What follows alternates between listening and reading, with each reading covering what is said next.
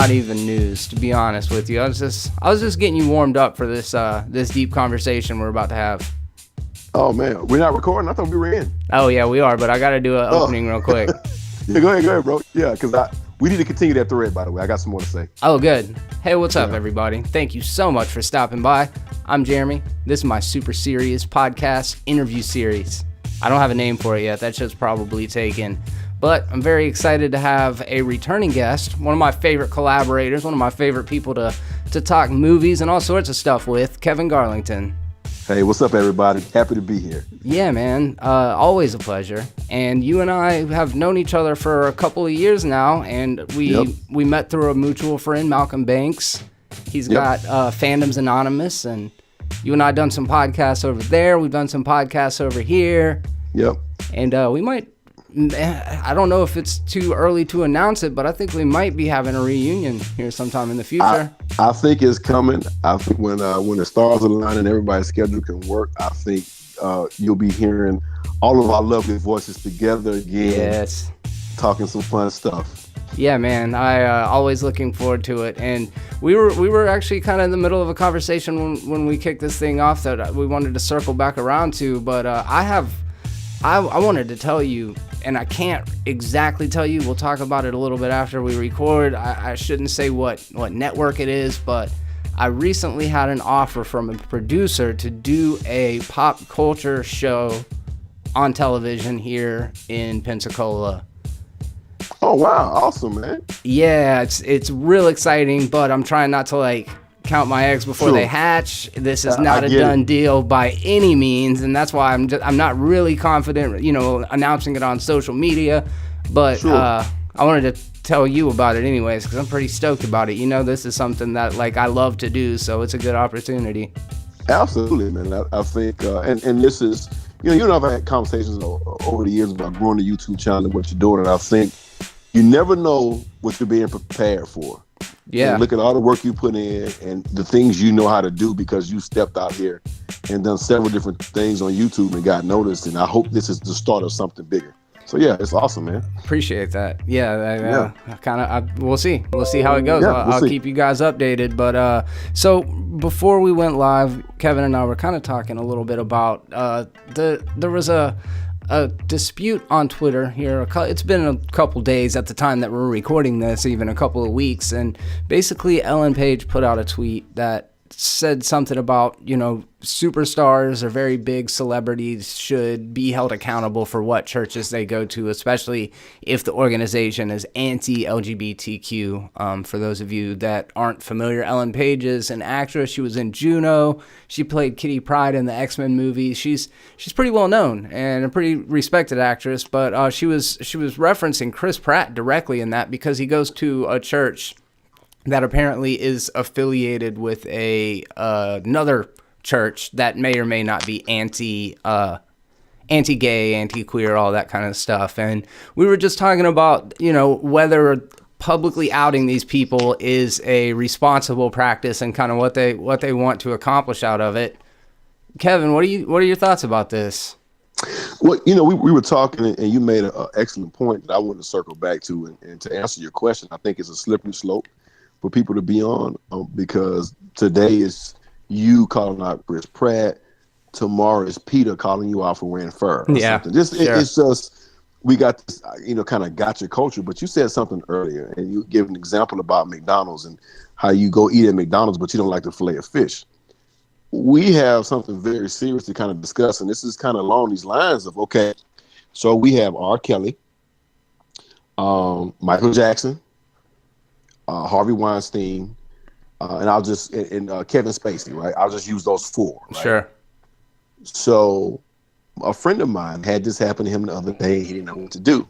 He was in the gym working out, and an R. Kelly song came up on his playlist, and he said he felt some type of way, so he skipped the song.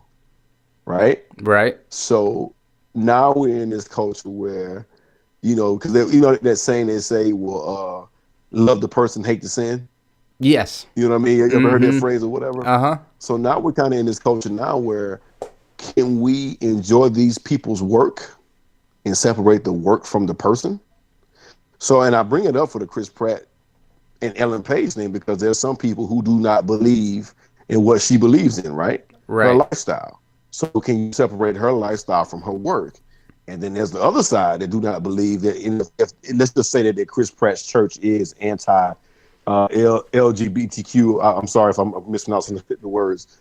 If they are anti, right, people don't believe in that. So can you separate Chris Pratt from the work? Right. So I think a lot of times, and I don't know the answer, right? I don't have a good answer for any of this. I just know that we got people on both sides looking at it both ways. And a lot of these people are artists or entertainers who are in the public eye. And can we enjoy their work anymore? See, that's a good question. It really is. And I'd kind of like to turn it over to you guys that are checking this out as well. But if Billie Jean is one of the greatest pop songs ever written, and then it comes out that Michael Jackson is a pedophile, does that make Billie Jean less of a good song? I guess that's kind of ultimately what we're asking about it. Like, for R. Kelly, I could take him or leave him for the most part. I'm not a big fan of his music. He had some good stuff in the early 90s, but I could take him or leave him. That said, Michael Jackson, that's a little bit harder for me to like walk away from his legacy as a musician. Same kind of thing is Seven. David Fincher's Seven, a fantastic movie. Well, hell yeah, it is. It's great. It's always been revered as being a really good movie. Now, all of a sudden, we know that Kevin Spacey's a creep. Does that make Seven any less of a good movie? And I mean, some things are, your preference. And like you said, if your friend was actually legitimately feeling like grossed out that he was still consuming this product from somebody that he sees as reprehensible, then I can 100% understand that. But as far as the quality of the work, I don't think that any outside circumstances can change how good or not good something is. I'm with you. And in R. Kelly's case, I think he's the one exception to this rule that we're talking about, and I'll tell you why. The one thing we've discovered about R. Kelly, if indeed the allegations are true, now we know he married Aaliyah when she was underage. That's a fact. Yes. Right? And he was 26. I think she was 15 or 16 or whatever, right? So we know that, right? I'm just saying this, though. Go back and listen to the lyrics. One of his most famous songs, "My mind's telling me no, but my body's telling me yes." So people are saying that R. Kelly was singing about the things he was doing, right? So some of those songs I probably can't listen to. Damn. You know what I mean? Because now it's not about the quality in that case. It is, I am listening to someone who married an underage girl and got her fake ID, took her across state lines, sing about this whole deal. And also, he wrote her first album. Yes. Her first album, the title is "Age Ain't Nothing But a Number." That is the title of the album and the title single from that thing. And she's talking about age ain't nothing but a number after she married this 26-year-old guy. And he put that in her mouth. He's the one that fucking probably wrote those lyrics for her. That's some bullshit, bro. He did. Open the album liner. It's him. So my point is, fucking dirtbag. This is one of those. Yeah, right. So this is one of those times where art is definitely imitating life. Yeah. Now, again, so I'm not making light of his crime or Kevin Spacey, anybody else's. Like you said, the point of it is, when you watch Seven, you're not watching Kevin Spacey in a bedroom with a book. You're watching this performance of this guy playing. You see what I'm saying? Yeah, I do. It's different, and I'm not. Again, it's just one of those things where if I have to sit here and listen to you sing about your crimes, I can't do that. I can't. That's interesting. I can't do it. Yeah, it's and like the difference between like watching OJ play football back in the day versus reading his biography or that If I Did It novel where he's essentially kind of confessing to it. And that's a lot of the reason why I didn't watch the Bundy tapes. I mean, I might get around to it sometime, but it's that same kind of idea. It's like, why should I care what this fucking person has to say anymore, you know? Right. We give a lot of credit to the people that commit the crime and not the victims, right? Yeah. So that's what it is. So again with R. Kelly, and I consider him one of the greatest R&B singers of all time. And when I say that, it has nothing to do with his crime. I'm talking about the way I've enjoyed his music and the things he's done. I was R. Kelly, like a huge R. Kelly fan. Now, it's not that R. Kelly hasn't been convicted of anything. We know they had the reality show and where they were talking about escaping R. Kelly, and there's a lot of information out there. Yeah. I'm strictly talking about the music, so I don't want anybody confused what I'm saying. What happened to those young ladies is a crime and a travesty, and he's going to have his day in court. Because they've already, he's been arrested. He's out now. He did the interview with Gayle King where he got up and cried and yelled and cursed. Freaked out. Yeah, he freaked out, right? Uh-huh. So, but I just wanted to bring it up to say, we're in a unknown territory right now because we had these celebrities. I mean, let's go over to James Gunn. Maybe something a little bit lighter. You know what I mean? Because he didn't commit a crime. No. Right? So let's go to something a little bit lighter. So are we saying we can't watch his movies because he put out a series of ridiculous tweets? I got to draw the line somewhere. No. Yeah. Yeah.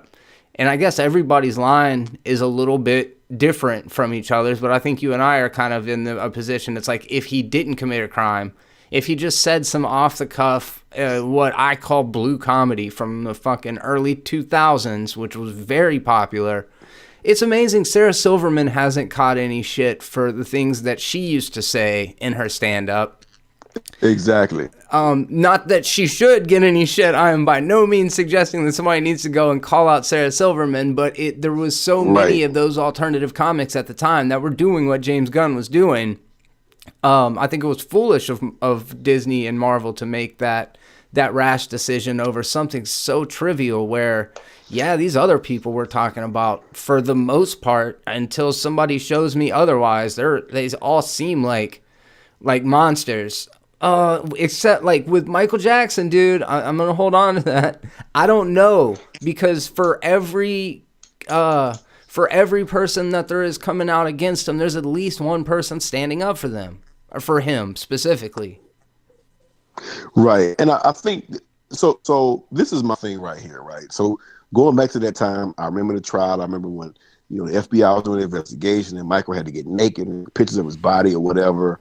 And he went his day in court. They did not have enough to convict Michael Jackson. Let's put that out there. Mm-hmm. I'm only talking about the conviction. This is my thing, though. I just don't understand how a grown man is sleeping in the bed with these children. Yeah. And I'm sorry. Let's just talk about the weirdness factor, right? Not even a crime, none of that, right?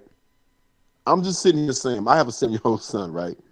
And I just can't see my son, like we're on tour with Michael Jackson, right? These families were on tour with him. And somebody comes in and says, hey, Mike wants your son to come sleep in the bed with him. What? Yeah. You know what I'm saying? Party's over. Yeah, pack it up. Let's go. No shit.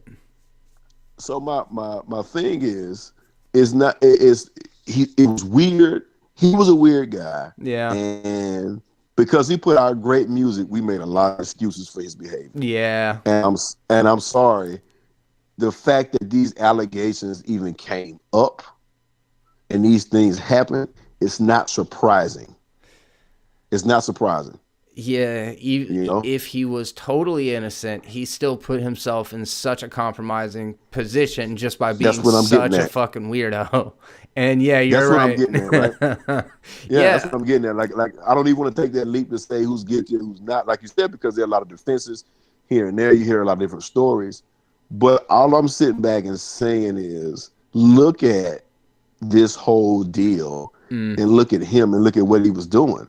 Like, I just don't, it just don't sit well with me. And it's not to say that because he was weird, he was a criminal or he was a pedophile. It's just to say that he was weird and he put himself in a position that this would be the outcome, right? And in a hypothetical analogy of fucking McDonald's, just to bring it back to that, like, just because one kid wasn't a fish sandwich doesn't mean it doesn't necessarily mean he molested every kid he slept in bed with. Maybe he legitimately didn't molest Corey Feldman. Maybe he legitimately didn't molest Macaulay Culkin and did do those other two kids. Like, we can really only have conjecture. I haven't even seen the documentaries, but it's an interesting time that we're in now where we do have to reconcile it, because back in the day, we didn't even have to think about it. There was such a separation between the art and the artist. So those documentaries, I started one of them and I cut it off. I have decided that I'm not going to participate in recreational sadness. You know what I mean? Okay, like, I respect that. There's a disclaimer at the beginning of it, and when they start talking in graphic detail, it's heart-wrenching and it's heartbreaking. I understand. And again, it's one of those things where you don't have to give me the details of molestation. I got it, right? The word itself is nasty. I'm just about me personally. Like, I'm just saying, like, I get it. Like you got me right there, right? I don't have to go any further with you. You got me right there. So, but the thing is, I want to go back to James Gunn real quick, because I want to bring it back to Ellen Page and how we started. Yeah. James Gunn got in this situation because he was in a verbal sparring match with some right-wing guy. And that it was some right-wing guy that's real big on that right side, almost, white supremacy, neo-Nazi, all kind of on that side. Right? I can't remember his name, right? But yes, I know. Yeah, you're right. Right. So the thing is, those tweets were old and nobody was talking about them, but then they started digging. So my point I wanted to bring up about Ellen Page, you got to be careful when you send those barbs out and point that finger, because people will find stuff on you and bring it back. So with James Gunn, again, I don't necessarily think Disney and those guys should have done that. But at the same time, it's easier for them to fire him than it is to explain why they're keeping him. You think? And I absolutely think that, because it's easier for them to say, you know what, this guy had these tweets. We want you to come to Disney World, and we want you to come ride the new Guardians of the Galaxy ride and not think about the tweets he put out there. He said some really crazy stuff, and it's easier for them to fire him because they're Disney, right? As much money as he's made them, there will be other people. Yeah. So see, their playground is so large that they don't have to worry about one person, right? And that's the thing. Now, if this was Warner Brothers or Fox or somebody, you know what I mean? Maybe you hang out for a minute, right? Maybe you let this blow over. Maybe you delay the production of the next movie. You let it blow over. Not Disney. They don't have to do that. So I think it's easier for them, because all these groups and these moms and everybody that's all up in arms about it, they can rest easy at night and say, everything is right with the world. But I appreciated his explanation and I accepted it, because he said, look, it was another time and I was trying to be edgy and I ended up just being stupid. Mm-hmm. That's all I needed to hear right there. It's simple, no over explanation. Just it is what it is.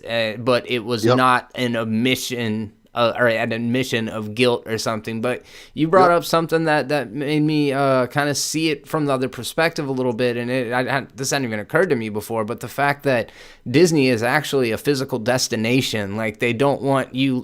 I think you said like going and worrying about riding the ride and having to think about what this guy said in the tweets. And that's something that didn't even cross my mind. I usually think of Disney in terms of their studio as a production house, but forget about the merchandising, the fact that they're in every single retailer that you go in and that they've got parks all over the world. Like, it's way more involved than that. So they took the Tower of Terror ride and turned it to the Guardians of the Galaxy ride. Oh, really? And yes. So when I said the ride, I was actually referring to a real ride. They took it and turned it into that. So when you go into that ride, the whole way you're going up, it's all Guardians of the Galaxy stuff. But James Gunn's voice and I think his image was in there too. Wow. So they had to go in and retool all of that.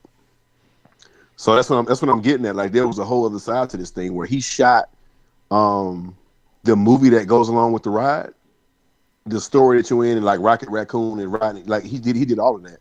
And like I said, leading up to the ride, they kind of entertain you a little bit, and he's in there, and his voice and everything or whatever. So there was some other stuff that went along with that, where they got him out of there. Remember when Walt Disney was a known anti-Semite? Yep.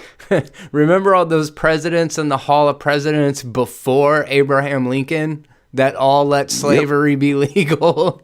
Get the fuck out of here with that shit. That's what bothers me. It's like you can't retcon history. That's some bullshit. You cannot retcon, and that's the thing about it.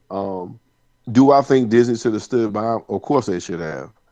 But I think it was easier for them to get him out of there and find another director than it was to explain. Mm-hmm. I really do. Yeah, I can because see that. as a company, their philosophy has always been to separate anything that could be misconstrued. So I don't know if a lot of people know this, but the record label that the Insane Clown Posse was signed to at one point was owned by Disney. No, I didn't know that. Then, yes, they did. So it was one of those. We're the parent company, and this is an indie. But we own them. It was. I don't know if it's the same now, but back in the day, like 99, 2000, that's the deal. The Great if you look at what they've done, I know the fucking album you're talking about. yeah. So if you look at like Touchstones and all the companies that they had that would put out rated R movies or PG-13 stuff, that was a little back before they were doing all that, right? They've made it their business to shield themselves from anything that could be misconstrued as messing with the mouse, right? Valid. So I think this is just along with their company line, but I think this was one you could have drew a line in the sand and said, hey, wait a minute, y'all, because we need to get this right. So that's just my little 2 cents on that. So we were talking a minute ago about R. Kelly as a musician, and you said he was like one of your favorite artists growing up. Was that kind of your scene, like early '90s R&B? Like, what were your musical preferences? What do you like to listen to? So coming up, in the early '90s, like I was a real big R&B fan because it was the music that I could put on and everybody in the house could listen to it, right? So I like a lot of rap too. So my first rap album, believe it or not, was Ghetto Boys. And my grandmother took me to the mall to buy it and had no idea what was on it. Oh, that's great. That's great. Yeah. So we're standing at the music store and the guy's looking like, you sure? Like, yeah, I'm buying this. And we get it. And you know what I mean? So she had no idea what the hell was on it, right? Did that predate NWA with the whole parental advisory sticker? So like there was no way of knowing? No. This was after the fact, but my grandmother was just like, all right, let's go to the mall and get you a tape. Yeah, sure. Yeah, so the fact that she was standing there, I got to buy it. That's awesome. And the dude that was behind the counter, he didn't even say, he looked, but he was just like, you sure? And she was like, yeah, let's get it, and that was it, right? So that was, but R&B has always been my favorite when it comes to popular music, right? Always been my favorite, man. Boys to Men. Yeah, Boys to Men, Jodeci. Jodeci, Mint Condition, like all those guys, all those groups from back in the day, right? I love them all, and I still listen to their stuff. So R. Kelly was a huge part of all that stuff coming up. So I've had, damn near all his albums, and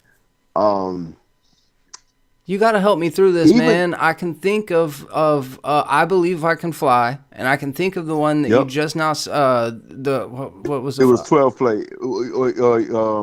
So back then he had an album called 12 Play. And that was his first solo album. His first album was R. Kelly and Public Announcement. He had a group, right? Oh, okay. And then he went solo, and then he had 12 Play, which is a classic album, right? So you got Sex Me is on there, and Somebody's and all that type of stuff. Okay. So then you go forward, and then he's got several. I mean, we this whole show could be about R. Kelly, but so the mainstream stuff is like I Believe I Can Fly, Sex Me, 12 Play. He did that whole Trapped in the Closet thing. Trapped in the Closet from South Park was the best part of that. It's the best part of it, right? Yeah. I would love to show you the real Trapped in the Closet, by the way. I think you actually like that. He put a DVD out. It's opera. Oh, no doubt. I've only ever seen the parody of it. Oh my God, man! No. The parody is good, but this is even better. Interesting. I will tell you, he's funnier than South Park. What he did. Really? So you have absolutely, yeah. So you have a lot of stuff like on the down low, you remind me of my Yes. G, Okay. all this kind of All stuff, right. right? I'm getting more familiar. I felt like I should know more R. Kelly for a minute. And when I say I take him or leave him, he's actually got some pretty good shit. Probably more hits than the than Jodeci. When I'm sitting here like, oh yeah, Jodeci's the shit. They had 2 singles. Right. Cry for You was a fucking damn good song though, man. And who were those guys that did? Though, man. That was dude. And Candy Rain. I can't remember who did that, but that shit was a jam. Yeah, there's a group called Soul for Real. Soul for Real. Yeah. I'm an R&B head, man. I love R&B. Me too. That was a big scene for me. Yeah, he's just ingrained in kind of what was going on, and I'll tell you when the sex tape came out that he had of him and that young lady, and he urinated on her in the video. That was pre-internet, right? So. Or the start of the internet. I'm not gonna say pre-internet. So you don't have the access to the information you have access to now. And for those that are listening to this who can't think of a time when information traveled that fast, it did not. You can back me up on that. You know how that is. Oh yeah, absolutely. So when to give it some context, when you and I, we would get information back in the day, it would come with all these different stories. Oh, that girl's 18. Oh, she's 12. Oh, she's 22. So you don't know what you got. Like, you're not getting these facts out here. No, you're fact checking off the friend that you think knows the best at that particular moment. Right. Yeah. So I want to say this to everybody. It's not that people swept it under the rug. We just didn't really know. Now, moving forward, found out that by the time this case went to trial, the lead detective had retired from the force. And the young lady in question was a grown woman sitting on the stand. So if she was a child during that video, she wasn't at the time of the trial. Right. Which is why I think he didn't get convicted for anything. I see. But what you mean. all this information kind of came up later. And the Boondocks has one of the best episodes that talks about R. Kelly and that whole situation. I don't know if you ever seen that episode when they go to court, the trial of R. Kelly. Oh yeah. And oh my God, man! Oh my God, that's one of my favorite episodes. It's of that show. So good, dude. Oh, it's man. so good. Huey is but just enough about R. it. Yeah, he is. So you know who that is, though? Kelly, All right, fine, fair enough. We don't have to do that, I guess. Because so did you know who does the Boondocks? You know who voices both of the main characters? Regina King, man, but she's a fucking boss, dude. I was so stoked that she actually ended up winning because of I've just been a fan of her work for a long time, and I didn't even put the Boondocks thing together until afterwards. I damn near cried with her, man. She thanked her mom in that speech. You know what I mean? She has been out there grinding and working, and you can see her earlier roles working herself all the way up. Just great, man. Boys in the Hood, Poetic Justice, Higher Learning, Friday, Jerry Maguire, How Stella Got Her Groove Back, Enemy of the State. I mean, man, she's just fantastic. She earned that award. And it's funny, I say that as if I've even seen If Beale Street Could Talk. Did you watch that?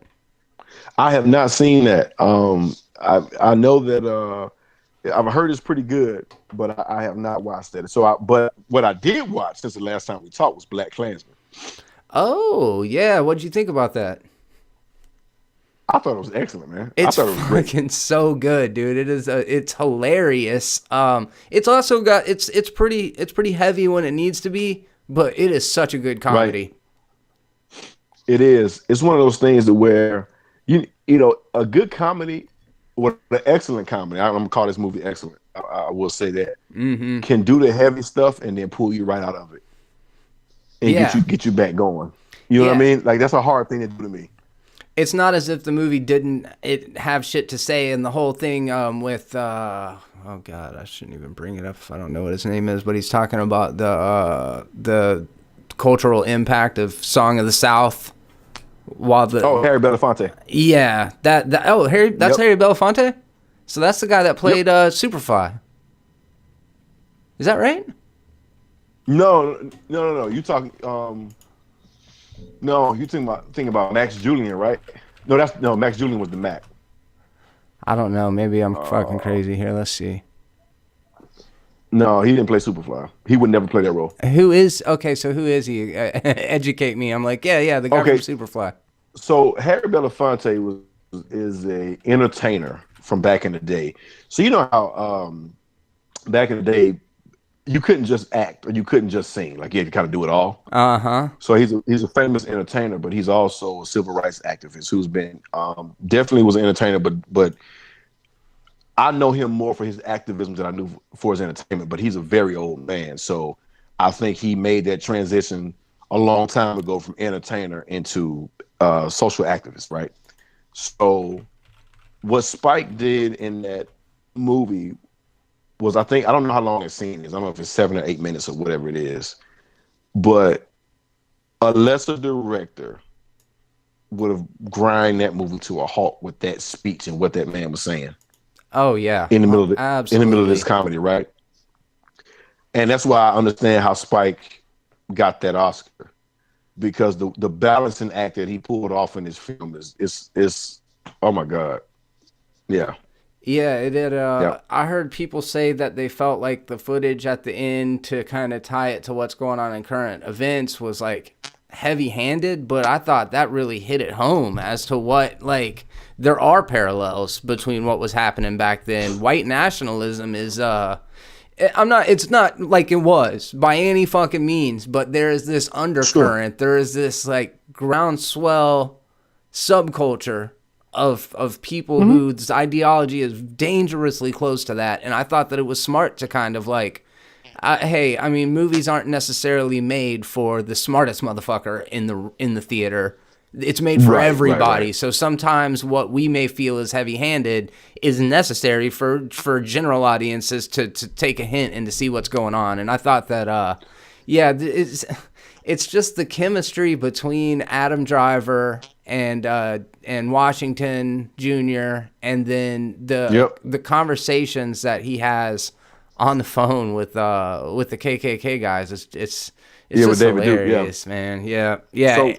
So one thing I saw was I picked out was, if you listen to the dialogue from David Duke, the way Spike or whoever wrote this movie, I don't think Spike wrote it, but the way this was written, he takes campaign stuff directly from 44. Yeah, man. What was it? It wasn't Make America Great Again. It was something so close. It was so close. And then, so for me, the footage at the end could have been heavy-handed for some folks because that was footage that was really, really terrible. Yeah. But when you look at what he was trying to do, I think there was no better way to end that film and tie it all up. There's no better way, right? Mm-hmm.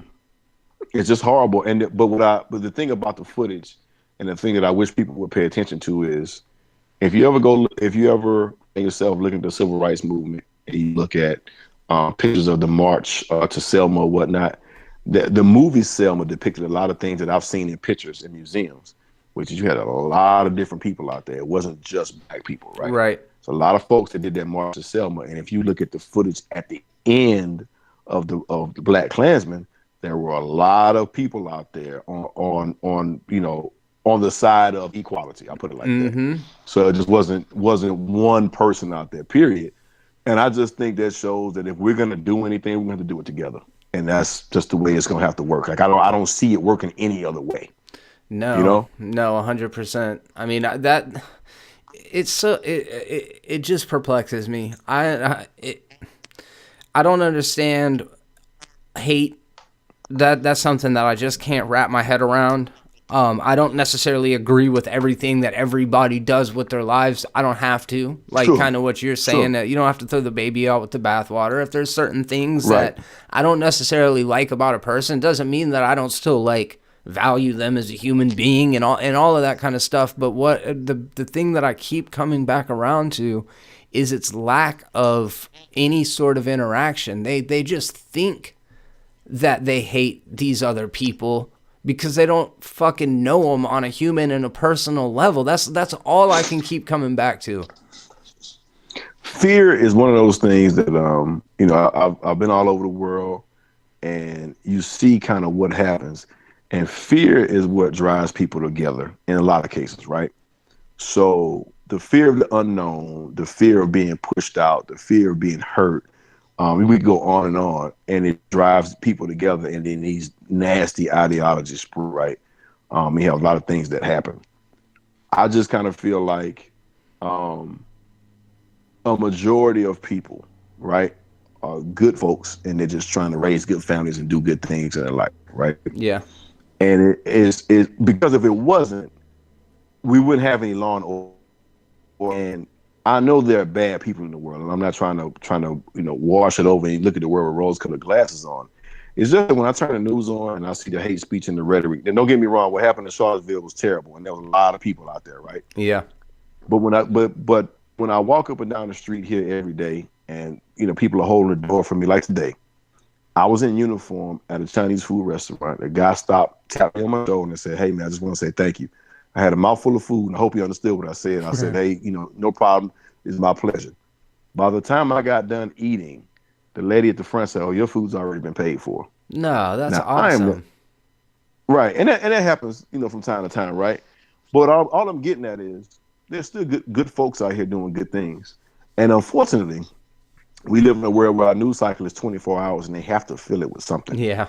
and nobody's tuning in to see puppies being born or whatever, right? Yeah. So I'm not saying that the world is all I'm getting at is sometimes I think bad news travels faster than good news, and we know that for a fact. And there are bad people. There are on all these sides of these different issues that are up to no good. But I'm as a human, I'm just trying not to lose focus of the good stuff, the good people, the good life. You know what I mean? I'm trying my best to do that. So sometimes I have to unplug from a lot of stuff, and that's why I've chosen not to engage in, like I said, in recreational sadness, right? Mm-hmm. Because I kind of got enough of that already. So I know this. You can cut me off if obviously I know there's only certain things that you're able to talk about in your experience, but in your world experience, in your travels, in your time serving actively in the military, is there anything that you've seen or that you've felt that makes you wonder if there is like a agenda bigger than us? And it doesn't have to be American government or military, but in other parts of the world even. Do you think that there is a some sort of them at the top of some mountain that are orchestrating everything that happens underneath? You know what I will say? I'll say this on anywhere I've ever been, even before I joined, when I was a military brat, and my father and it always comes down to the have and the have-nots, right? So even in the simplest terms, right? The people that got the money want to keep the money and keep the control, and the only way they can do that, maybe sometimes, to keep other folks poor. Sure. I'll be honest with you. So I've visited a lot of third world countries where it actually is way more clear cut than it is here, right? So here we have a active and thriving middle class, which is actually funding the country. If you look at tax laws and everything, right? Correct. So here, I think it's actually a little bit harder to see, because we have a middle class where people have disposable income. People are getting up right now as we speak to go see Captain Marvel. We got disposable income, and this movie's going to make, damn near $200 million this weekend, $150 million or whatever, right? Yeah, right. And because we have it. So I'll say that what I've seen in other countries is actually a whole lot more clear cut. And a lot of times so in other places, it doesn't have to be a conspiracy, right? It's part of the culture. We are highborn. This is the culture. We are here. They are dogs. They are low on the totem pole or whatever. So I use Asia as an example. There were some places I went to, and being a garbage man is really frowned upon. Right. So your job, your occupation is part of your station in life. Whereas here in the States, you could be a garbage man, but you could have a side hustle and live in any neighborhood you want. Right. You still be a garbage man, right? Mm-hmm. So I've seen it, like I said, more so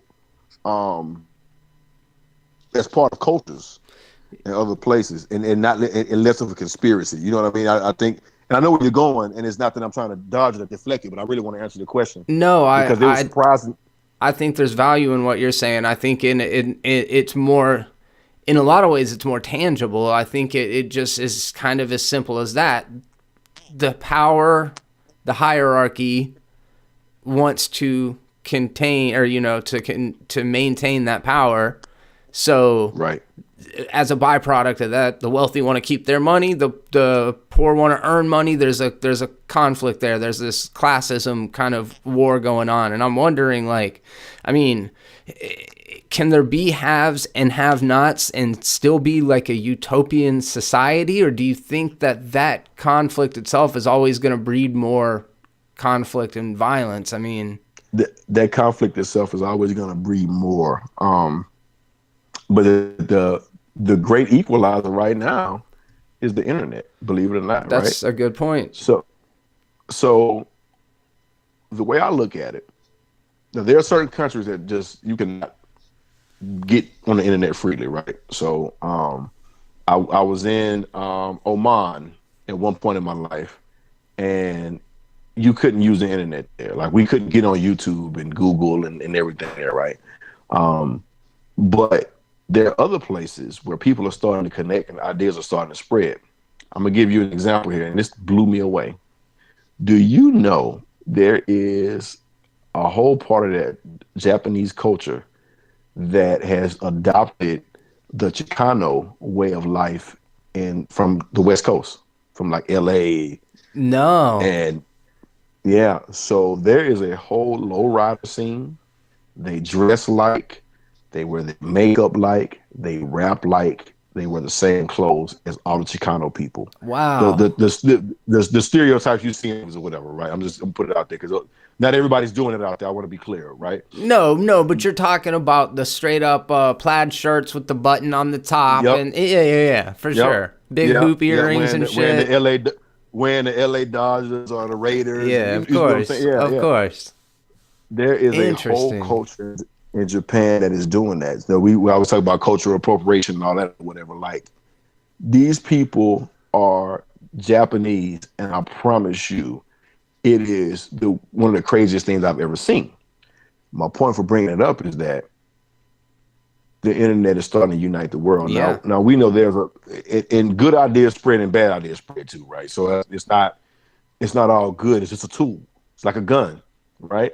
You can stop a robber with a gun. We think that's a good thing, but then you can also, go on a murder spree, right? It's a tool, right? Depending on whose hand it's in. Mm-hmm. And I think the internet, in a lot of cases, is the great equalizer here, because people are connecting across the world and doing business together. And I think a lot of countries who don't have a way for you to pull yourself out of your station and come up, they have people that can do that now. Now, it may require them to leave the country, or it may require, a little bit something different, but at least now they know something. And I think that's kind of what we're seeing. We're seeing a lot of this stuff kind of go on. But I will tell you this, I think that when it comes down to it, yeah, I think that everybody's doing everything they can to remain, to keep what little bit of power they got, yeah, to be honest with you. That's so interesting to me. There's a couple of different ways that my mind kind of started going off in different directions, and that the Japanese people kind of emulating the Chicano culture is in a way similar to the Americans that really have adopted the Asian culture, and Japanese in particular. People kind of know them as weebs.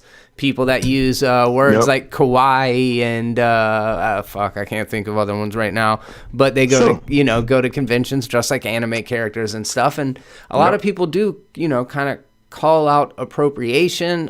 For a long time I just kind of thought it was like a white person thing to, like, because obviously there's been a lot of we'll say borrowing of black culture in mainstream white culture for decades now, and in my experience, that's all I know is that particular American experience, not realizing that outside of our country, in other places, there are other groups of people that are emulating what other groups of people that don't have anything to do with me, Right.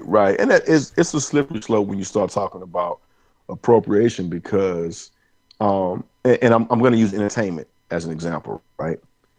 If a white kid that likes rap and he's a rap fan. He's buying these albums, he's patronizing these artists and whatnot. I don't really find that to be appropriation, right?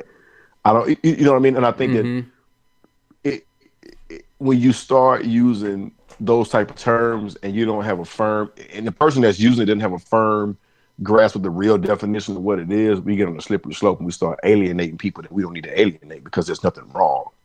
You know what I mean? And I think that, and I say that because I hate when people muddy the waters, because when it is time for us to call it out, it makes it harder. Right. So when there is an issue, we should be able to say, no.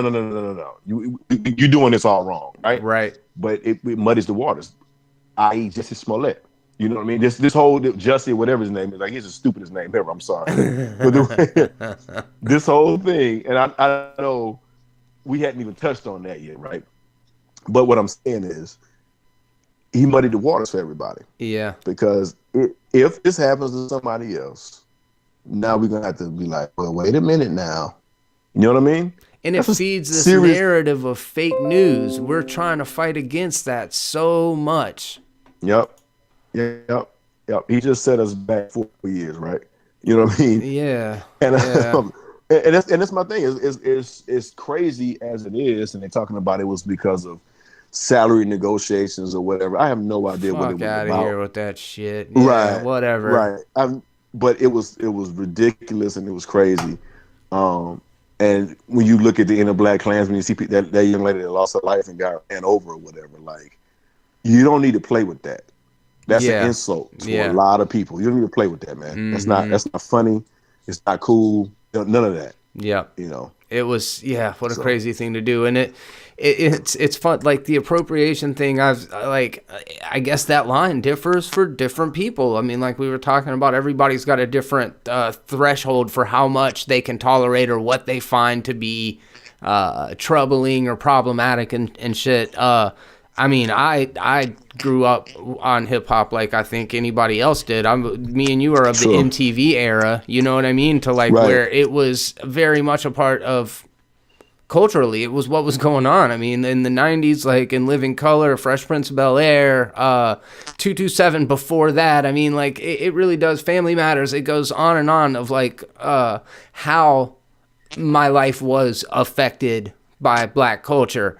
But it does, I think, and this is just my opinion, get problematic when it's girls like the Cash Me Outside girl, who is this little white girl that's perpetuating the worst stereotypes of Black culture and getting super successful and getting endorsed by DMX and all this shit. Right. So that's where my line is right there, right? So sometimes people like to think that the things that we're watching on TV, because you see maybe a Black family or you hear a Black voice or whatever, right? That is an underground thing or not everybody's watching. No. Fresh Prince of Bel-Air was on TV. Right. Prime time on NBC. Right. Everybody watched that show. Yeah. You know what I mean? So a lot of times I think people had this conception. And it's because you may not know a lot of other people, right? So you don't know what everybody else is doing. As much as we like to believe in, there's a lot of underground hip hop out there that people don't know about, that people just find out about. But there's a lot of mainstream stuff too, right? Right. A lot of stuff that's on the charts, on the Hot 100 or whatever. So, and I'm only bringing it up to say that it's not just hip hop; it's popular music, it's popular television. You know what I mean? Yes. So it's in the zeitgeist, right? Mm-hmm. But then you have the young lady that you're talking about, right? That went and made all this money or whatever, and it's the people that pushed her out there and decided to do this, and she's getting $30,000 for a club appearance. You know what I mean? And she's like a 15 or 16-year-old girl that got famous when she was 13 or some shit for being like on Doc Field, just being dumb. You know what I mean? Just being dumb. So, yes, no shit. Just being dumb, right? So it is. I often struggle to say, is it the people that's putting her out there or the people that are paying to go see it? Yeah. I got a problem with everybody. You know what I mean? I got a problem with both of y'all. You know what I mean? Yeah, that's for real. That's for real. If there wasn't an audience out there for that shit, she would have just been dead in the water. Like, people would have just seen her as a troubled little disrespectful shit, and that would have been the end of it. But no, we made a celebrity out of her. And we made a celebrity out of her, so it's sad. It's interesting. It's interesting. And there's been a lot of that. I don't know. I think Eminem was kind of able to navigate that in a way that was very fucking specific, because Vanilla Ice, I don't know if it's just that Eminem's was just so much better, I guess, is really what it came down to, huh? Well, if you remember, Vanilla Ice did a press conference where he said he was raised by a black family. No, I don't remember that. Oh, shit. Oh, yeah, look that up, bro. So Vanilla Ice got up there and lied about his whole upbringing, right? So, yeah, so that was the thing. And then you got to look at, he was dressed exactly like MC Hammer. Yeah. You know what I mean? And the thing is, people like the music. You know what I'm saying? Like the song was good. You know what I mean? Like, and it's a good single. It's a good single, right? Yeah. Everybody you can play that right now. People like that song, right? Yeah. So when you look at that, that was that whole thing. So look at the Beastie Boys, right? Mm-hmm. A group that I have never heard be accused of such things as Vanilla Ice, right? Right. But they were who they were. They didn't try to be anything else, right? And I think when you look at Eminem, he's from 8 Mile, it's verified or whatever. But Eminem, you can find clips of him at the Rap Olympics rapping against people. And he won it one year, and he got beat one year by Rhyme Fest. So his grind and his rise to stardom was one that we all recognize from every other rapper, right? Right, yeah. And the story is verifiable and it's true. And also, his first single, My Name Is, he's saying shit that nobody else would ever say. That's crazy that you remember that's his first single. Yeah, man. Yeah, because you know what? I watched this video one time and I grabbed my keys and went to the mall and bought it. No doubt. Yeah, that first album was so good. Because I love lyricists, and he's a lyricist, and he's one of the best I've ever heard rap. Absolutely. Period. And yeah, saying off the wall shit, man. I went and saw this showing my horrible taste in music in the late 90s. Like I started, the 90s was when I was going from being an adolescent to being a young adult. So I had lots of different interests in that short period of time. By the end of the 90s, it was like Korn and Limp Bizkit and Primus and all, Papa Roach and Incubus and all that kind of shit. And I went to a Family Values tour, and Eminem wasn't on the lineup, but it was Korn, Limp Bizkit, Method Man and Redman, fucking Orgy, and one other band. Anyways, they were giving out VHS copies of I Just Don't Give a Fuck before that album dropped, and that's when I heard Eminem, and I was like, this dude is wild. And he's talking about growing up in the trailer park. Like, he has no kind of filter about who he is or where he came from, and I think that authenticity that shit resonates with everybody, I think. It did, and I'll tell you, going back to Limp Bizkit and Korn and some of them, so there was that time where, everybody had their CDs and their Walkman, and we were all sharing music. Yeah. And I think that's where rock and rap really met. Yeah. In a good place, right? So at the time, early 2000s or whatever, I'm working for Red Bull, and we used to ride together in the car and we share music or whatnot. So I got real familiar with Freak on the Leash and shit like that. Oh yeah, good stuff. Yeah, and it's not. I'm not well versed in all the music, so I'm just throwing out some song titles that I remember. But I remember Limp Bizkit, and it was like this love affair, and then everybody started hating them. It's like Nickelback is now, right? Absolutely. But the thing was, Fred Durst and those guys, man, they were killing it. They were everywhere. Yeah, absolutely. And then all of a sudden, people just started hating them. Like, I don't know what happened. I want to say right here on the record, it was keep rolling, rolling, rolling, rolling. Yeah. That song fucking, that's when they just went off a fucking cliff. Just nosedived off a cliff. Their first album, Limp Bizkit, $3 Bill, y'all, and the single off of it was Counterfeit. It is a fucking perfect intro song to an album. And then the very first song off the first Korn album, Blind, super good song. So yeah, there's a couple of those I look back on fondly. But yeah, so like I started off listening to, I think the first cassette that I remember buying on my own was like Snoop Dogg Doggy Style. But before that, Danny listened to a lot of like you remember Nucleus, Jam on It, Yeah, a lot of that Yep. shit. Thriller, like, because I had a brother who's like 9 years older than me, so music was always in the house. And Wow. when I guess it was like 1993, 1994 when Kurt Cobain came onto the scene is when I was like, oh, I'm gonna play guitar. So I kind of started going down that road. Did you ever get inspired to sing or to do any of like the kind of boy band dance stuff back then? Dude, I used to rap my ass off. Oh, all right. So I thought, right? At least you thought. So yeah, so my father and my whole family's in music, right? So my dad had a recording studio. Oh, wow. So in the summertime, we would do, when I go spend the summer with my dad, at the end of the summer, we do a jam, man. So we got like 3 or 4 years where we recorded a song. Oh, that's great. So he still has it all, right? And you can hear me going from a kid all the way up to, maybe 13 or 14. And I actually wrote a song out, right? So we took an Outkast beat, this song called Jazzy Belle. Yeah. I had a single and it had the instrumental in there. So we took the instrumental and my dad played around with it and we all rapped on it. It was pretty funny. But I thought my realization came when I realized I really didn't have anything to say. You know what I mean? Like I really have an interesting viewpoint to talk about anything.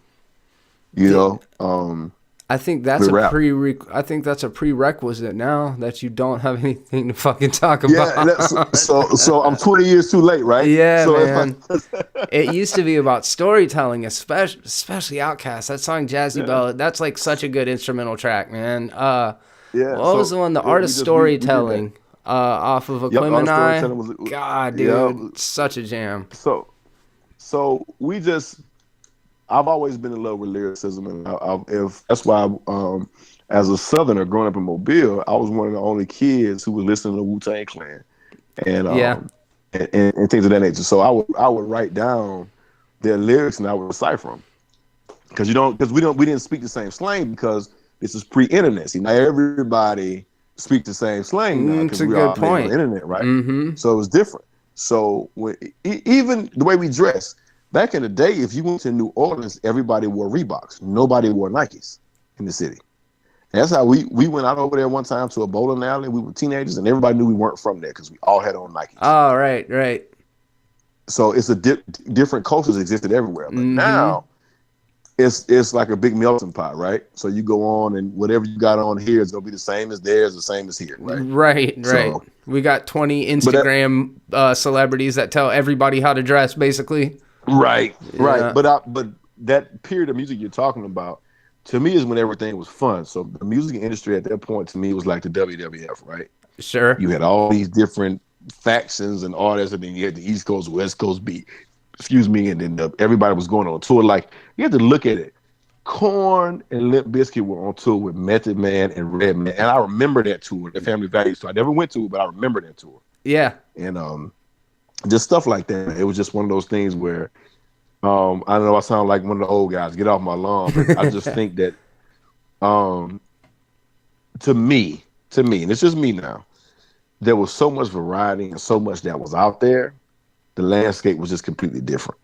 And maybe it's not that it's changed, that you don't have a variety, but it's just that the avenues to find a new music now, I have no idea, right? You know what I mean? Yeah, it was easy for us back in the day, right? It was much easier. You just cut on MTV, like you said, and just watch Carson Daly or whoever the hell was up there, right? Yeah. And by the time you got done, you'll know what's out. Excuse me. And you'd go buy the CDs, and now there are so many millions of options out there. It's like, I mean, Spotify playlist, obviously, those are going to help you out. Pandora back in the day, there's means of finding new music, but I kind of have hit that like old guy stage where there is new music that grabs me. There definitely is, but a lot of times I'm content to just go listen to some shit that I've been listening to for years. And I distinctly remember the conversation with my dad where he's like, I don't understand music anymore. And I'm just like, I'm never going to be that guy. And then all these fucking Instagram stars with face tattoos and like Tekashi 6ix9ine. I'm just like, all right. Oh my God. I'm officially fucking done. Yeah, I'm out of here. And that's the thing. I'm with you. I feel like an old man now. Like, man, get off my lawn. What is this crap? So I completely get it, bro. I completely get it. It's awesome. So, obviously, you're a huge fan of movies. We've talked a lot about them, but like, when do you remember that becoming something that you knew that you were like more into than people around you? Batman '89. Okay, that's all, dude. That's Yeah, wild. It's almost same exact deal here. yeah, Batman '89. So you and I talked about this a while ago. Just a conversation we were having, not even a recording. Um, my mother took me to Dolphin Street Movie Theater, which has been torn down. It used to be here in Mobile, and I saw it. And that was the first time that I actually paid attention to when a movie was going to be released on home video. I had it marked on my calendar. The day it came out, I got home from school, and my grandmother said, "Okay, today's the day. Let's go." Oh, that's And awesome. we were at Kmart by 3:15. I got to school at 2:30. What the fuck is And she took Kmart? me to Kmart, right? She took me to Kmart on Government Street, which has been torn down since then, and we bought it. Oh, no And I played doubt. that thing until it damn near popped, right? Mm-hmm. So I knew then, and so part of that was we had HBO, and my grandmother used to tape movies or VHS. So we had the pull out drawer thing where you put the tapes in there, Uh-huh. and she would put 3 movies per tape. So she was like me. I suffer from insomnia, and she would watch movies damn near all night, right? So I would get up. At the time, I didn't suffer from insomnia, but I do now. But she would be up watching movies. So I sat down and I watched one movie I watched with her that really kind of changed me on film too. Another honorable mention is Color Purple. It's a good Now, one. yep. And the thing is, for the longest time, I did not know that was Steven Spielberg. Right? Right. Mm-hmm. So, but the thing is, the way he told that story and the way it spanned the generations and the kind of way it went in the details or whatnot, one of those things there. So but for me, my fandom, Batman '89, and after that, I always kept up with when stuff was coming out, and we would always go to the movies. And my mother, she would kind of indulge me a little bit. I think she did stuff with me I probably wouldn't do with my son at this point right now, but we'll see. Different But time, I too. used to go, yeah, different time. But I was Mm-hmm. just getting there. I used to go see rated R movies. Yeah, yeah. Yeah, I used to go see rated R movies. So mom would take you and buy the tickets and go with you, or she'd drop you off? No. She take me. Yeah, So same. we would go because she's in movies too.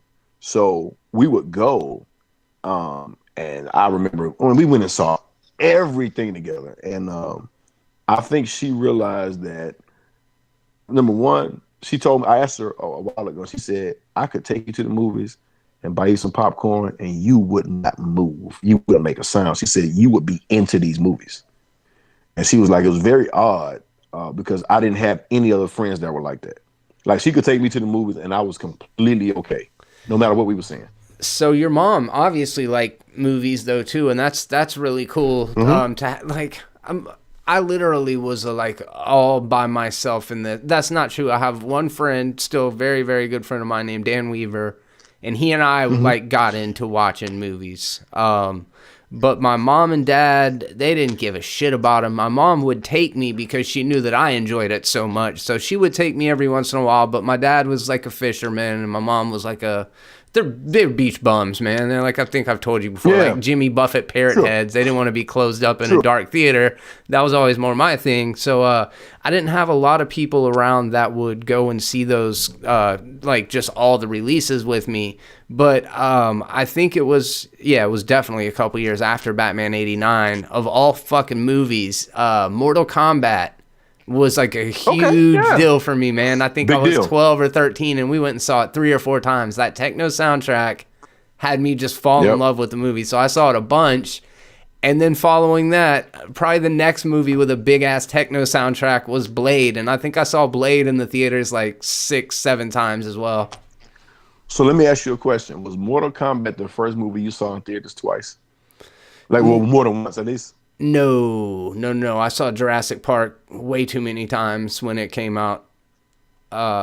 Probably, yeah, I saw Jurassic Park probably the most. I think it ran for like a year, and I think I saw it like 9 times. Man, I gotta say, I gotta figure this out because I don't remember my first. Like, I gotta go back and see it again. I don't remember. That was that. And I've done it a lot. I'm sure I'm sure it's probably hard to remember because you did it so early on, and the numbers that I'm coming up with are probably off by a showing or two. I don't remember exactly how many times I went and saw each of them. Another one was Independence Day. I went and saw that one multiple times in the theater. There was a couple of event movies that I just like went crazy for, and anybody that would be down to go see a movie that weekend, I'm like, oh, we got to go see Mortal Kombat again. They're just like, all right, I guess. Yeah, Mortal Kombat was a big deal. And I remember going to the movies to see that. And it was a whole video game thing, and that was when they had the blood and the fatalities. Yeah, you know what I mean. So it was a whole deal behind that. But yeah, my love affair with the movies started a long time ago, and my mom is, she was really big into movies then, and we would rent a lot of movies. And it was just, I think she knew I really liked movies. So it was a lot of stuff that I saw. Like, I saw The Big Lebowski on a whim. Did you? On a whim. We were at this drugstore, used to be called Farmore, and they had a video section where you could rent movies for 99 cents, right? And it was sitting up there, and I was like, all right, well, I'll just get this one. And she was like, you sure? I'm like, yeah. And the cultural weight of that movie, the pop culture piece of that movie was lost on me when I saw it the first time, right? Yeah, right. Because I'm a kid, right? Uh-huh. I saw it, and then I watched it again later, and I get it now, right? But at the time, I didn't quite get it. 100%. I've had movies like that. Yeah, I didn't get it. And then another movie I had, and this was later on in life, so I was, damn near grown at this point, Fight Club. So let me tell you what happened with Fight Club. I think you'll laugh at this. So I had some buddies of mine. We were all college students, University of South Alabama, and they were just all up in arms about Fight Club. I was like, I've never seen it. They were like, okay, dude, come to the house today. Got off work, grab some snacks, and I head over there, right? And we watched this movie, and I figured the movie out. No, did you really? I did. I figured it out. Did you tell other people so you had witnesses that you knew, or you just said you knew after the fact? I said I knew after the fact, right? Man, you did not know shit. You're just and no shit. I figured it out. All right. I figured it out, right? And again, I am not sitting here saying I'm some genius or I always figure shit out. I figured that one out. Mm-hmm. And I'm like, and they were just, look, they called me everything under the damn sun. You son of a bitch, you didn't, just that kind of reaction you had. Right? Uh-huh. So I didn't love the movie the first time I watched it. I didn't love it. But I ended up coming around to respect it. Isn't there something about people telling you what you're going to like that kind of challenges you to not want to like it just a little bit? That's exactly what happened, right? So I was told, Kev, you're going to love this. Like, nah, not so much, right? But again, I like it now. Yeah. There are certain movies that either they age into something like we just didn't see it at the time, or it's crazy. Like, I would always be the kind of person that's like, if you don't like a movie, you shouldn't watch it again. But sometimes that second, even third viewing, and you're like still peeling back layers, like, oh shit, I'm starting to understand what it is that people love about this. Right. So I gotta ask, man, back in the day when you were still going to the movies with your mom, did y'all ever go to a movie together where it was very questionable? Maybe she got mad about it, or was like, we got to get out of this movie. Do you ever have any of those experiences? Never. Really? Never. Yeah. So I have a funny experience that happened. We went to see Friday. It was me, her, and my stepdad. I was 12, I think. And they were passing a joint around the movie theater, and they got to me, and she was like, "You better fucking not." Oh, no, for real? That's a wild theater, man. That's the 90s for you. That shit would never happen now. It was Dolphin Street Theater, man. It was Dolphin Street Theater. Shit. It was like a nighttime showing, and they passed the joint around like no bullshit, man. And like a fucking concert. Yeah, this was the first weekend this thing was out, but we went on Saturday night. So what I could gather, people that went on Friday came back again. Because like, why would you bring a joint to They that knew movie? right when to spark up and They shit. knew. Yeah, I mean, the movie hadn't even started yet. They were passing that shit around. That's too And the funny. guy reached by. He didn't even look. He just reached behind and kind of lifted his hand up. And my mom was like, "You better fucking not." And he turned around. He's like, "Oh, my bad."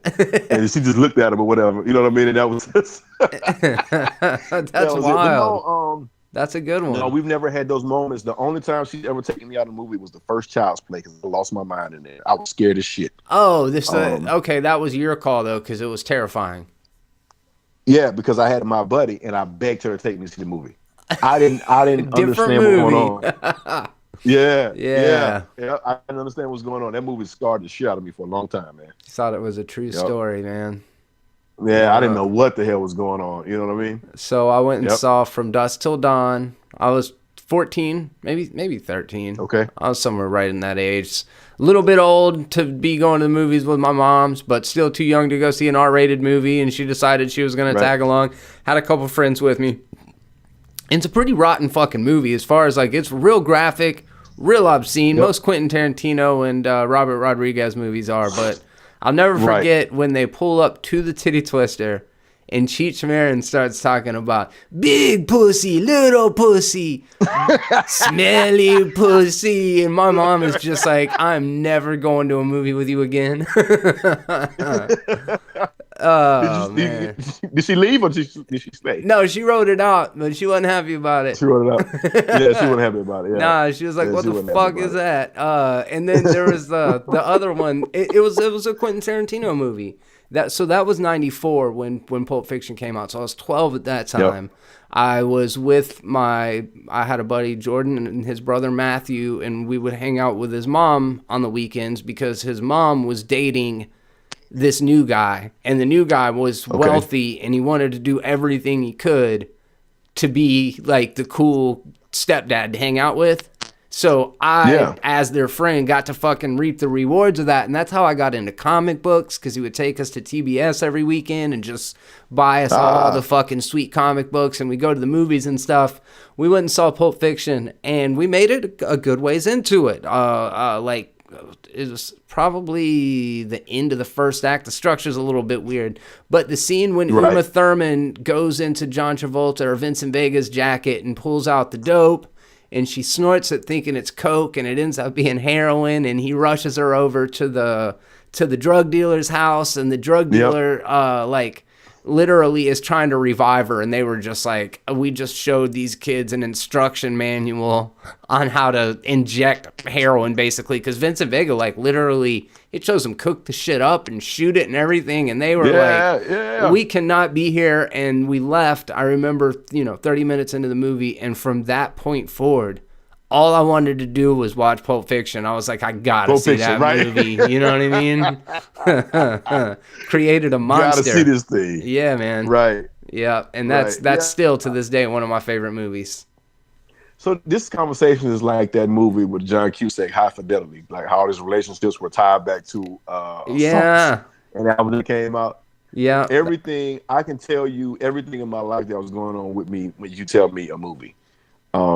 I remember a buddy of mine, God bless him, he was, out there, he was young and he was dating different girls, and he went to see that movie Pearl Harbor 3 times in theaters with 3 separate girls. I was like, man, at some point, you got to cut this shit out.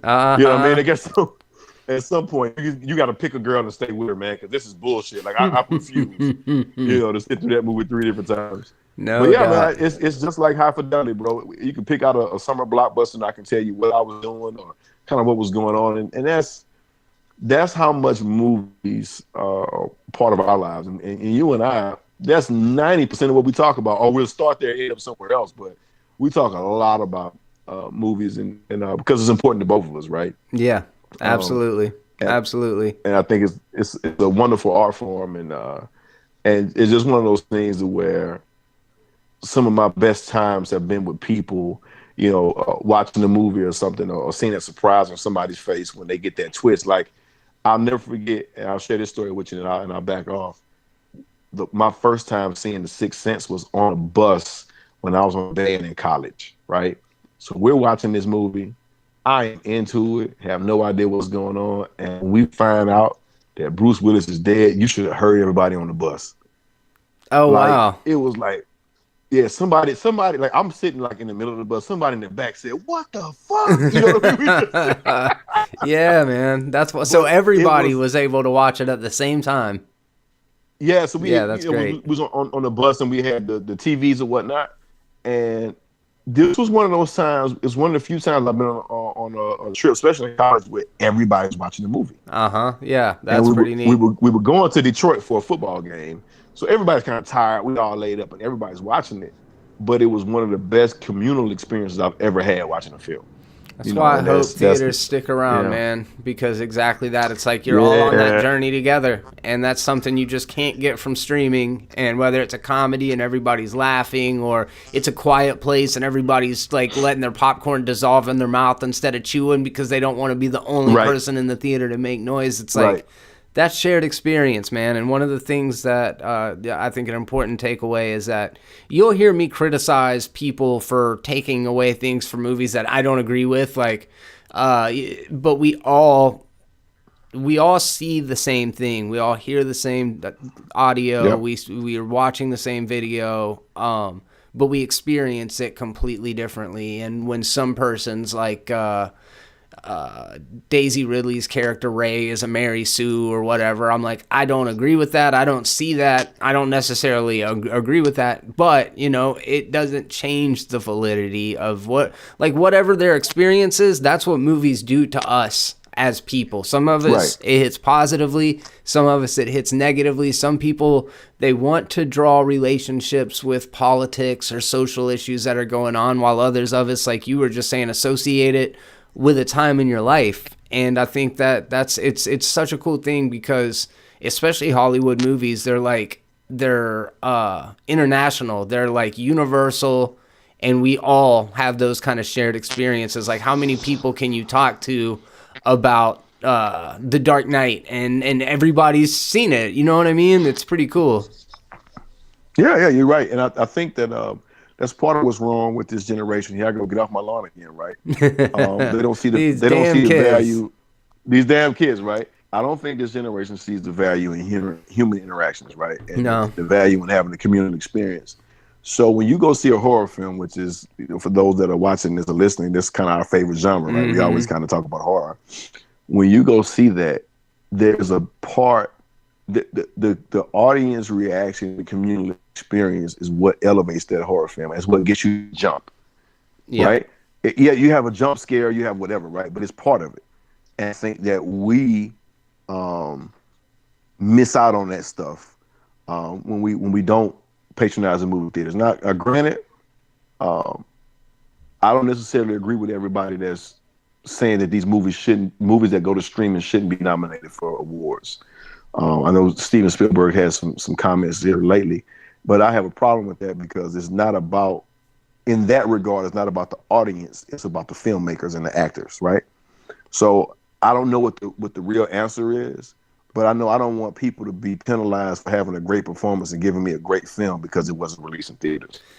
I'm glad you brought that up, because I actually did want to that was the last topic that I had on here, and I wanted to hear your opinion about it. And I think I agree with you. So you feel like films that, this is my primary thing, producing a movie and distributing a movie are two different things. And just because some people were able to finance making a movie doesn't mean they're able to finance putting it into the theater. So sometimes your Netflix and your Amazon Prime swoop in and give this movie distribution when maybe they wouldn't have it. It doesn't change what it is. It doesn't change the art form. I feel like calling it a quote unquote TV movie is denigrating to what it really is. Especially coming from Steven Spielberg, right? Because that guy can sneeze and they'll put it in theaters. Of course, yeah. My point of it is that, and I realize you want him talking because he's a titan in the industry. Like I get why what he's saying would be relevant to certain people. I just feel like there's a lot of movies that come out every year, and not every movie is going to be a theatrical release. And I think it's complete bullshit that a Netflix movie has to do a week in a theater to be considered for an award. And that's why the Academy got caught with their pants down with the Oscar so white situation. And it's not so much, to me, it's not so much of the Oscar so white piece. It's the fact that when everybody started digging into the membership, they realized that they don't have a good cross section of people representing Hollywood in these awards. Absolutely. So, and my point is, you get up here and you listen to these actors give these speeches when they win these awards or whatever, and it's not reflected in the membership of the Academy. So here we are again with a group of people that could expand their award show, could get creative and come up with some new awards categories. Now I give them this. They tried and they failed miserably with their popular movie category. Yeah, right? Yeah. Like, no. That's not the way. But I will say this: the Golden Globes has become a bit more progressive show, and I say aggressive in forms of entertainment and kind of what they're looking at and what they're giving awards to. But even they have some work to do, right? So there's some shows that are nominated in the comedy category that shouldn't be there. Oh yeah. Genres are a tough thing to split up, anyways. Sometimes, just in general. Right. But you know what I would say though? I would say you need to ask the showrunners what the show is. Yeah, that's a good point. Like, is this a comedy? No? All right, then we're not going to put it in the comedy category. Right. Yeah. And you know what? If they tell you it's a drama and you got 6 dramas and it's the 7th one, they just don't get an award. You know, I don't know, but yeah. Going back to it, or whatever. I think that there are easier things for us to wrap our minds around. They can come up with an award for these streaming services, and the industry is fighting itself. They don't want to make Netflix and Amazon and some of these folks a part of what's going on. But I'll tell you this: there are 2 things out here that are about to happen that are going to change the game. Disney Plus is coming. Okay, so you're going to have that whole Disney catalog, along with the new stuff they're creating available to you. I literally have to be bought in already. Yeah. Right. Yeah. Right. Yeah. And then you're going to go further. There was an announcement 2 weeks ago. HBO is now owned by AT&T, right? They own the Time Warner Group. They have said that HBO, TBS, and TNT will no longer be separate companies. What? I didn't even hear about this. That's wild. Yeah. So the guy that was he was like the VP of programming, and I'm missing his title up. I know it's something different.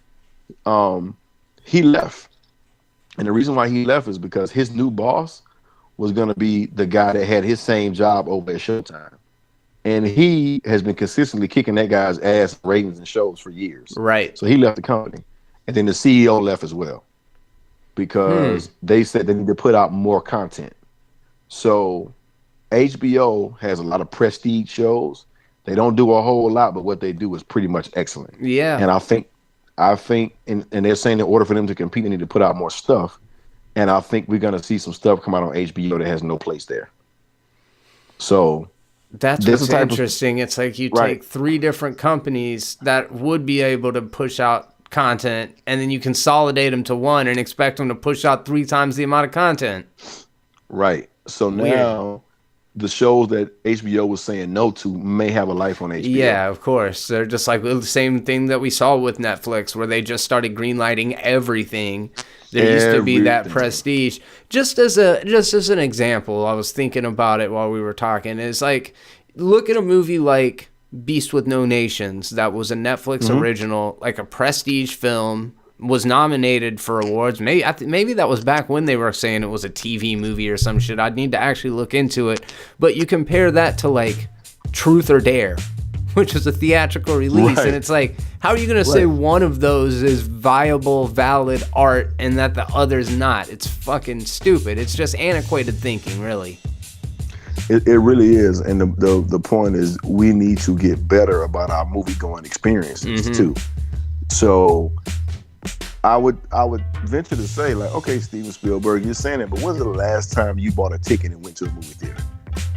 See, the part of the conversation that's not being had is people don't always respect the rules of the movie theater. So now I got to go in here. I got to deal with cell phones. Yeah. Which is a pain in the ass, and people just won't shut the fuck up, right? So yeah. That's why I like going to see superhero films, because our community is pretty respectful of what we got going on. Mm-hmm. I try to go when it first comes out. I go when the geeks go. I'm a geek myself, and that way I know I'm good, right? Yeah, 100%. So, Steven is gonna go see it at his house, in his theater, or on the lot somewhere. And my point is, the movie going public has a different experience than what you may have. Yeah. And also, I know we talked about disposable income in the beginning or whatnot, but you're really you're pumping these movies out, and a family of 4 going to the movies, you have pretty much spent $40 to $50 before you even got in there, and that's where we live. Yeah. Don't talk about going in California when you got to park and do all that or whatever, right? So you're gonna tell the movie-going audience, the public, that hey, I can pay $10 or $15 a month for this service, and they're gonna drop this movie up here. I can pop some popcorn tonight, and the family can sit down and watch it. Yeah, I think you know what I mean. So you gotta kind of fix that experience, and it's not. And I know Steven Spielberg's in the movie-making business, and I get that. But at the same time, if that's your business and you're not on the other end fixing it, you can't tell me where to go.